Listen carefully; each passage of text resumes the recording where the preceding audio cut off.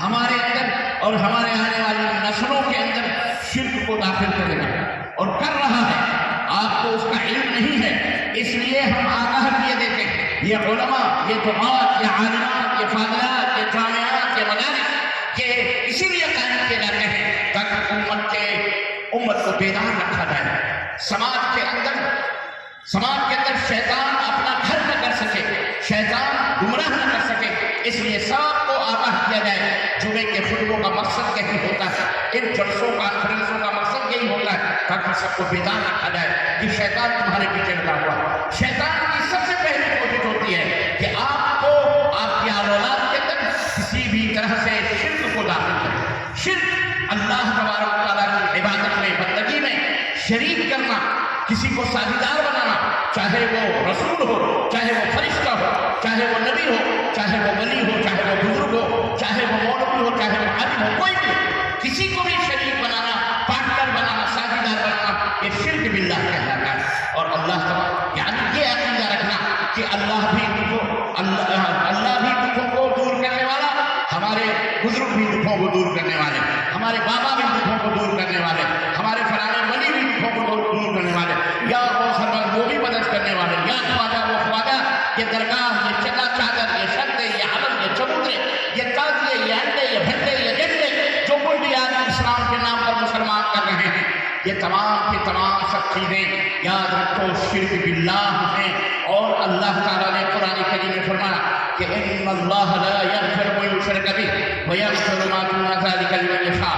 اللہ شرک کو کبھی معاف نہیں کرے گا، اور جس کے لیے چاہے اللہ شرک کو معاف، جس کے لیے چاہے اور دوسرے گناہوں کو معاف کر دے، لیکن اللہ شرک کو کبھی معاف نہیں کرے گا۔ ومن یشرک باللہ فقد حرم اللہ علیہ الجنہ۔ اللہ نے فرمایا کہ جس نے بھی شرک کیا اور اسی حالت میں وہ مر گیا بغیر توبہ کے، تو اللہ نے جنت کو اس کے اوپر حرام کر دیا ہے۔ وَمَأْوَاهُ النَّارُ، اور اس کا ٹھکانہ جہنم ہے۔ وَمَا لِلظَّالِمِينَ مِنْ أَنصَارٍ، اور ظالموں کا کوئی مددگار نہیں ہوگا، کوئی سفارش کرنے والا نہیں ہوگا، کوئی ان کا حامی اور غمگسار قیامت کے دن نہیں ہوگا۔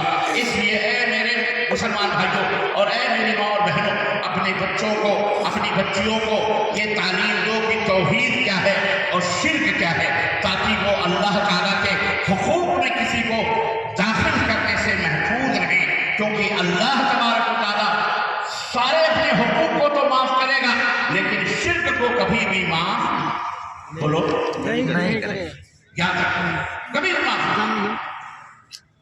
یہ اللہ تبارک و تعالیٰ کا حق ہے، اور اسی دنیا کے اندر یہ تو اللہ کے حق ہے۔ مختصراً آگے بڑھتے ہیں۔ دوسرا حق بندوں کا ہے جو ایک دوسرے کو، مخلوق اللہ کے بندوں کو، ہم انسان ہیں، اللہ تعالیٰ نے ہمیں عقل و خرد سے نوازا، ہمیں سوچ دی ہے جانوروں کے، اور اسلام کے اندر ساری چیزیں بیان کر دی گئی۔ اسلام کوئی ایسا دین نہیں ہے جو کوئی چیز چھٹی چھپی، ہر ایک کے حقوق، اللہ کے حقوق، رسول اللہ صلی اللہ علیہ وسلم کے حقوق، یہاں تک کہ ماں باپ کے حقوق، یہاں تک کہ بیوی بچوں کے حقوق، یہاں تک کہ اولاد کے حقوق، یہاں تک کہ پڑوسیوں کے حقوق، یہاں تک کہ کفار کے حقوق، مشرکین کے حقوق، یہود و نصارہ کے حقوق، اور تو اور ہے جانور تک کے حقوق۔ یہی نہیں بلکہ زمین میں ریگتی ہوئی چونٹیوں تک کے حقوق کو اللہ تبارک تعالیٰ نے اور اللہ کے رسول صلی اللہ علیہ وسلم نے واضح طور پر بیان فرما دیا۔ قرآن پڑھیے، ہر چیز موجود، تو ان تمام حقوق کی پاسداری کرنا اللہ کے حقوق کے بعد ہمارے اوپر جو سب سے بڑی ذمہ داری ہے، ہم بندوں کے حقوق کو ادا کریں، بندوں کے حقوق کے اندر خیانت نہ کریں، اور بندوں میں سب سے پہلے اللہ کے حق کو ادا کرنے کے بعد وَقَضَىٰ رَبُّكَ أَلَّا تَعْبُدُوا إِلَّا إِيَّاهُ وَبِالْوَالِدَيْنِ إِحْسَانًا۔ سب سے پہلا حق بندوں میں ماں باپ کا آتا ہے، والدین کا آتا ہے۔ ماں باپ کا حق ادا کرنا اللہ کے حق ادا کرنے کے بعد نہیں، ماں باپ کا حق ادا کرنا۔ اگر کوئی شخص اللہ کے حقوق کو ادا کرتا ہے، نبی کے حقوق کو ادا کرتا ہے، لیکن ماں باپ کے حق کو ادا نہیں کرتا ہے، تو یاد رکھو وہ بھی جہنم میں جائے گا، اسے بھی اس کی سزا بھگتنا پڑے گی۔ وہ نہ دنیا میں کامیاب ہو سکتا ہے، نہ آخرت میں کامیاب ہو سکتا ہے۔ ماں باپ کی خدمت کرنا، ماں باپ کے حقوق کی فرمانبرداری کرنا۔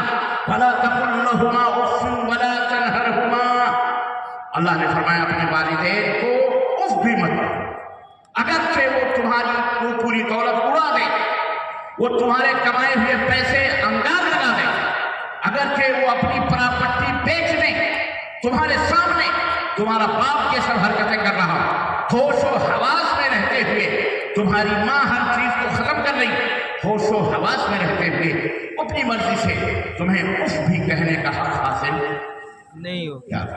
یہ حق ہے، ایک حق ہے۔ اور اسی طرح ماں باپ کے اوپر بھی ان کی اولاد کا بھی حق ہے۔ بہت سارے لوگ سوچتے ہیں اور بہت سارے لوگ شکایت بھی کرتے ہیں کہ مولانا حضرات صرف ماں باپ کا حق بتاتے ہیں اولاد کے لیے۔ بھئی اولاد کے بھی تو کچھ حقوق ہیں ماں باپ کے اوپر، کی نہیں حق ہے؟ اولاد کے بھی حقوق ہیں۔ اولاد کے حقوق میں سے سب سے پہلا حق یہ ہے کہ آنے والی نسل کے لیے، اپنے بچے کے لیے ایک بہترین ماں کا انتخاب کرنا، ایک بہترین ماں کو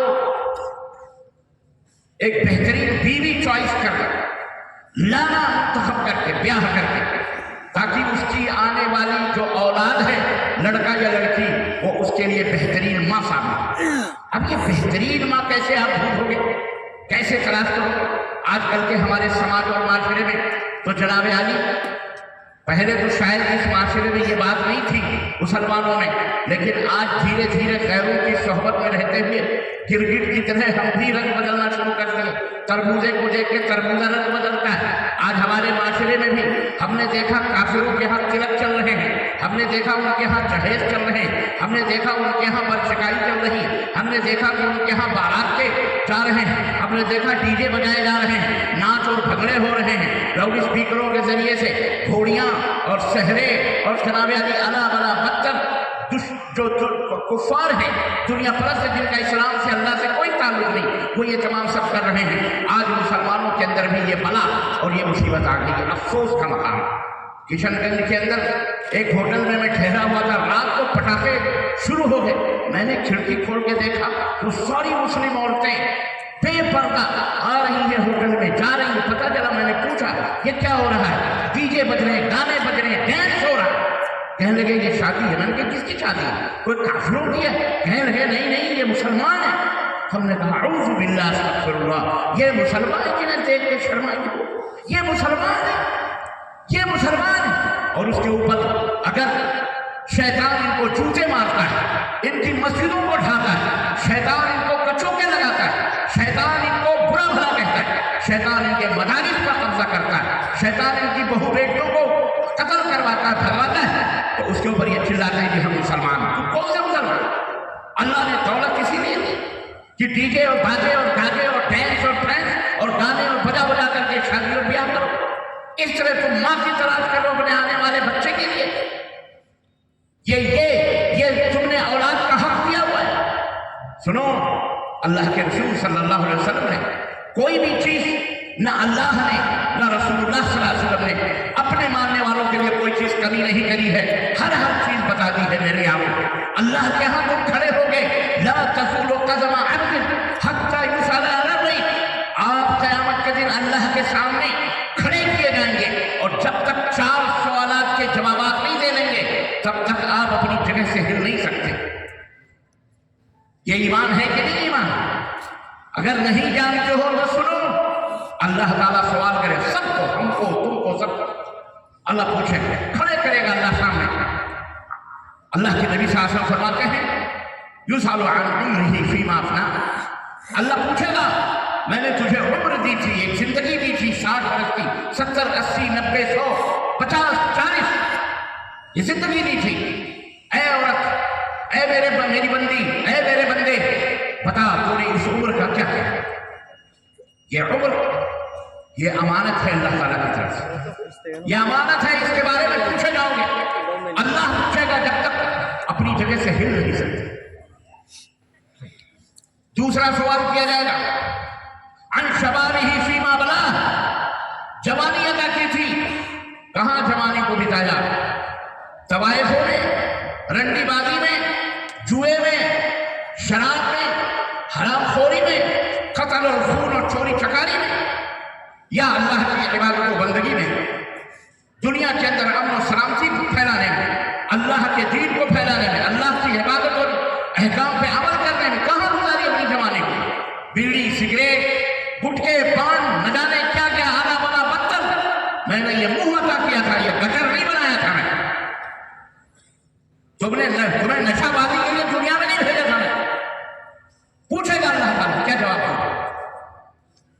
दूसरा सवाल। तीसरा सवाल होगा वअम्मालिही मिन ऐन तसद्दक़ फ़ीमा अनफ़क़्ता, ये जो माल आप खेत बाड़ी कमाई नौकरी चाकरी कुछ जो कमाते हो इसके बारे में पूछा जाएगा, कहाँ से कमाया था ये माल? किसी की जेब तो नहीं काटी, किसी की टोपी तो नहीं फिराई, इसकी टोपी उसके सर, उसकी टोपी उसके सर, इसका कर्जा उससे लेकर उसका कर्जा उससे लेकर दुनिया के अंदर घुमाते रहे। उनकी जायदाद कब्जा करी, उनके घर के ऊपर कब्जा किया, उनका खेत मारा, उनकी भैंस चोरी करी, उनकी गाय बेच दी, उनकी जमीन बेच दी, उनकी प्रॉपर्टी बेच दी, एक दूसरे का हक खाते रहे। कहां से माल को कमाया? कहां से इतने बड़े मालदार हो गया? कहां से माल? फ़ीमा अनफ़क़्ता। और ये नहीं कि मेरा माल मेरी मर्जी, मैं जैसे चाहूं खर्च करूं, नहीं। अल्लाह पूछेगा मेरी मर्जी के हिसाब से खर्च किया था, कहां खर्च किया? शराब पीने में, ज़िना करने में, बदकारी करने में, चोरी करने में, हराम खोरी में, जुए में, सट्टे में, कहां? पूछा जाएगा। तो अल्लाह ताला अन इल्म, चौथा सवाल इल्म के बारे में, इल्म हासिल किया था, अमल किया था कि नहीं किया था? सब उस वक्त तक जब तक ये सवाल के जवाब नहीं दे लेंगे तब तक आप अपनी जगह से हिल नहीं सकते। ये शहादत के है, उल्फत में कदम रखना है। लोग आसान समझते हैं मुसलमान होना। मेरे अजीजों, मेरे दोस्तों, हुफ़्फ़तिल जन्नतु बिल मकारिह, नबी ने फरमाया कि जन्नत को नापसंदीदा चीज़ों से खेल किया गया है। जन्नत इतनी आसानी से अगर मिलती तो सैयदना उस्मान गनी को मस्जिद नबी के बगल में शहीद न किया जाता, सैयदना अमीर हमजा ग़ज़वे उहुद के अंदर कलेजे न फड़वाते, सहाबे कराम अपनी गर्दनों के नजराने ग़ज़वे बदर में, हुनैन में पेश न करते, अगर जन्नत इतनी आसानी से हासिल होती जितनी आसानी से हम हासिल करना चाहते हैं। कहाँ है हम? कहाँ है हमारा ईमान? कहाँ है हमारा दावा इस्लाम का? इसलिए अल्लाह का जो ये हक है, बंदों का जो ये हक है, इसके बारे में अल्लाह से डरो कि अल्लाह तबारक व तआला पूछेगा ये माल नकद कैश शादी के मौके पर 2 लाख 10 लाख 20 लाख का डिमांड, 4 व्हीलर का डिमांड, 2 व्हीलर का डिमांड, इतने सोने, इतने चांदी, इतने कपड़े, हमारे दुल्हन मसहरी ला रही है, फर्नीचर्स ला रही है, चादर ला रही है, तौलिए ला रही है, एक एक छोटी छोटी चीज दूल्हे के नाम के शॉपिंग भी करवाए जा रहे हैं, दुल्हन की माल से शॉपिंग हो रहे हैं। और अब तो बरेली के अंदर मैं गया था पिछले महीने, वहां ये पता चला कि वहां तो अब लड़की अपनी सास के भी कमरे सजाना जिम्मेदारी समझी जाती है। लड़की जो जाती है वो अपनी सास के कमरे सजाए। सोचो आप, ये मुसलमान हैं जिन्हें देख के शर्माए हम। ये माल अल्लाह ताला पूछेगा। इसलिए अल्लाह के रसूल सल्लल्लाहु अलैहि वसल्लम ने फरमाया है कि जो बीवी तुम्हारी होनी चाहिए, मालदार से भी लोग शादी करते हैं, हुस्न-ओ-माली से भी शादी करते हैं, जनाब अली हस्ब नसब से भी शादी करते हैं, दीनदार लड़की से भी शादी करते हैं। फज़फर बिज़ाति दीन, दीन वाली लड़की से शादी करो, दीनदार लड़की से शादी करो, जिसका घराना दीनदार हो, भले वो गरीब हो, भले वो मिस्कीन हो, लेकिन मुअहिदा है, नमाजी है, घर वाले परहेजगार हैं, गरीब हैं। अल्लाह ने तुम्हें दौलत दी है, एक बाप अपनी बेटी ब्याह के देता है, तुम उससे उल्टे पैसे मांगते हो, उससे जहेज मांगते हो, तुम्हें शर्म नहीं आती? नौजवानों, अल्लाह के लिए गलत रवि से मनाजिल का बुअद बढ़ता है। मुसलमानों, रवि से कारवा बदल डालो। अल्लाह की कसम, अपने आप को अहले हदीस कहलाने वालों, हमारी तुम्हारी जिम्मेदारियां दूसरे मुसलमानों से कहीं ज्यादा हैं। आमीन रफूल दैन करने का नाम अहले हदीस सिर्फ यही नहीं है, बल्कि अपने जिंदगी के एक एक लम्हात को किताबुल्लाह और सुन्नत रसूलुल्लाह सल्लल्लाहु अलैहि वसल्लम के ताबे करो।